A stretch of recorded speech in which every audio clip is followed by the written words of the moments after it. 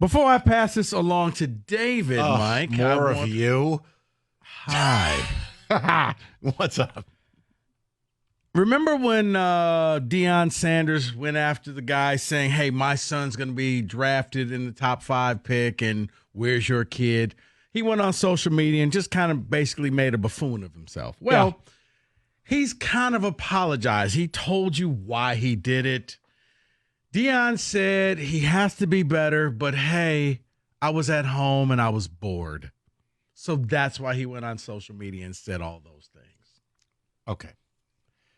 Unlike you and your ilk, I'm not going to freak out about this. Okay. I know Rico's busy suspending people left and right, and this guy should be gone.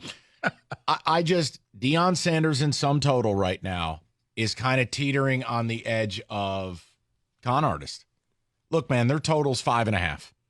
If they don't make a bowl and you've gone to the portal and you've brought in over 100 players in 2 years, like last year, they brought in 60 players, 42 of them are gone. Mm-hmm. Well, Deion, you brought those guys here. So if they're bad, that's on you. Right. He's not recruiting at an elite level. He's just burning through players, burning through coaches. The social media stuff, Rico, the bottom line is I'm focused on the bigger picture. This, I wouldn't have done it. Don't love it, but I'm not going to freak out about it. All right. So you want bigger picture? How about this? Next year, Shedeur Sanders, the quarterback at Colorado, Deion's son, is projected to be one of the top quarterbacks. So much so that there are some experts in the NFL who said if he came out this year, he would have been the first quarterback selected over Caleb Williams. I don't agree or disagree. I disagree. I think that's clickbait. I just think that is nothing more than being provocative. There's no way. Nothing on tape. And I watched, I would say with zero hesitation, 6 or 7 Colorado games. Look, he throws a great deep ball. He's tough as nails because he was getting murdered behind that offensive line. But there's nothing that is suggestive that he's on Caleb Williams' level. Now, go back to school this year. Show me. Mm-hmm. But no, Rico, I don't buy that personally. David?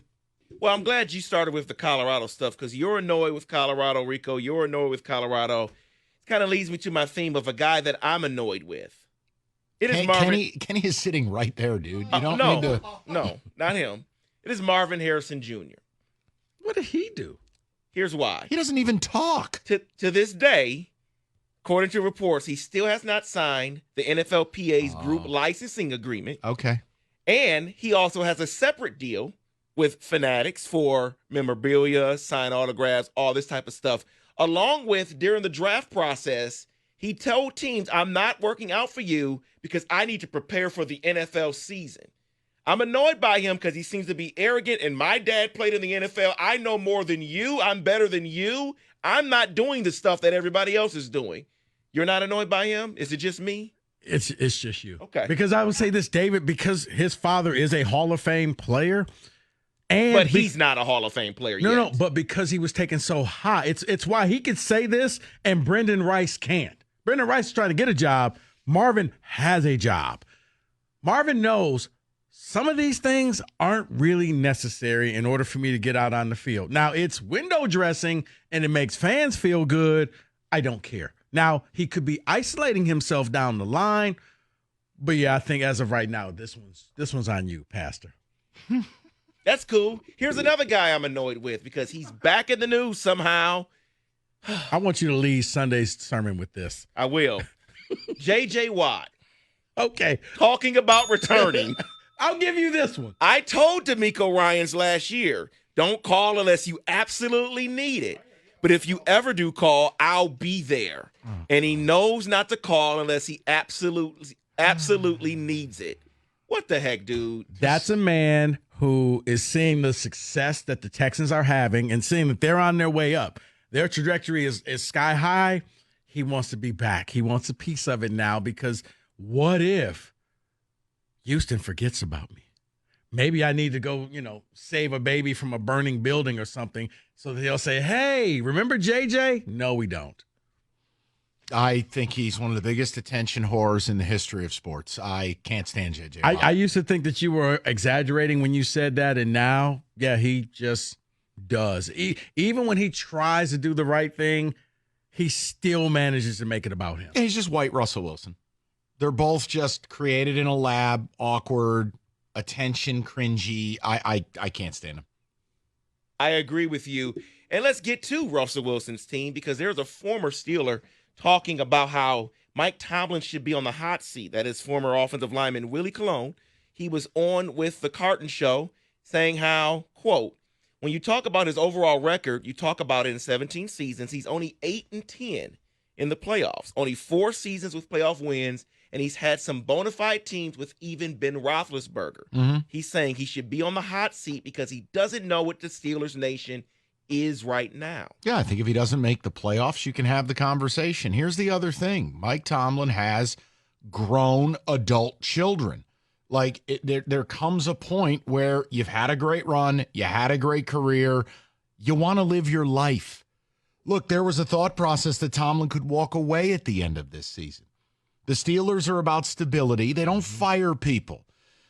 David, if they don't make the playoffs this year, would you be accepting of a change? I was accepting of a change going into the offseason this past year, so yes. Yeah, and I don't have a problem with what Willie Colon said. And Colon played for the Steelers. Yeah, because he's got a right to talk about that. Yeah, after a while, making the playoffs is just not good enough. And I know that sounds weird. Oh, especially in Detroit. But, yeah, it's like, okay, congratulations, you made it. You're not winning anything. It's been a long time since you won a Super Bowl. So, okay, that's fair.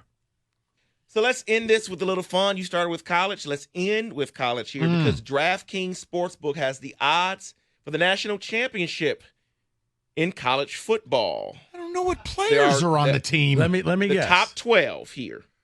I'm going to go with Kenny's favorite team, the Georgia Bulldogs. They are number 1 at plus 320 right now. Give me the Oregon Ducks.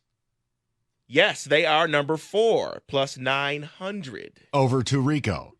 The Ohio State Buckeyes. They are number 2 at plus 425. See if you can get the number 3 team, Mike. Texas. Yep, that's Texas at plus 700. They are all over the plus 1,000 mark. You got LSU 5th at plus 1,400. Wouldn't have said LSU. With Bama. I would have said, see, Bama is the one that, man, I don't know. Either you're a genius for bringing in Kalen DeBoer, or it's going to all fall apart, because that fan base, you don't get the honeymoon period. Your honeymoon period ends on January 1st. Let me help you with this. Is Milroe still the quarterback? Yeah. You're dead. Well, he got better as the year progressed. Did he? He did. Go ahead. Turn on that Rose Bowl. Ole Miss is in here at plus 1,500. There's your sleeper.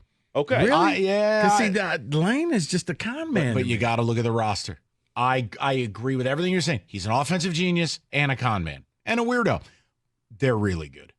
They're really good. Where your boys at? They are plus 2,000, right behind Ole Miss. Man, light your money on fire. What are you on, crack? You're probably lighting it on fire with Penn State as well, plus 2,500. 100%. Yeah. Please, man. No, stop it. James right Franklin now. still coach? Correct. It's okay. Yeah, exactly. Put him in a big game. Loss. Right. And that is He was great on Key and Peele. Today.